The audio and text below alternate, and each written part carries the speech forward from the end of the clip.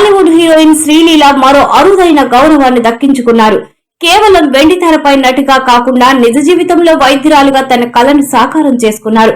నటిగా ఎంతో బిజీగా ఉంటూనే తన వైద్య విద్యను విజయవంతంగా పూర్తి చేశారు. స్నాతకోత్సవంలో శ్రీలీల తన మెడికల్ డిగ్రీని అందుకున్నారు. ప్రస్తుతం దీనికి సంబంధించిన వీడియోలు, ఫోటోలు సోషల్ మీడియాలో తెగ వైరల్ అవుతున్నాయి. కేవలం 24 ఏళ్ల వయసులోనే నటి శ్రీలీల అటు సినిమాలను ఇటు చదువును బ్యాలెన్స్ చేస్తూ అందరినీ ఆశ్చర్యపరిచారు.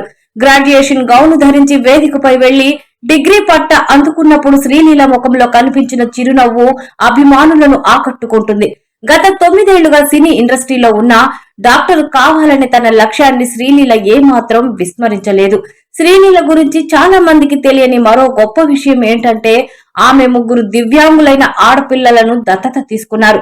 తన మొదటి సినిమా కిస్ సమయంలో దర్శకుడు ఆశ్రమానికి తీసుకెళ్లినప్పుడు ఆ పిల్లలతో ఏర్పడిన బంధం తనను తల్లిని చేసిందని ఆమె ఎమోషనల్ గా చెప్పుకొచ్చారు.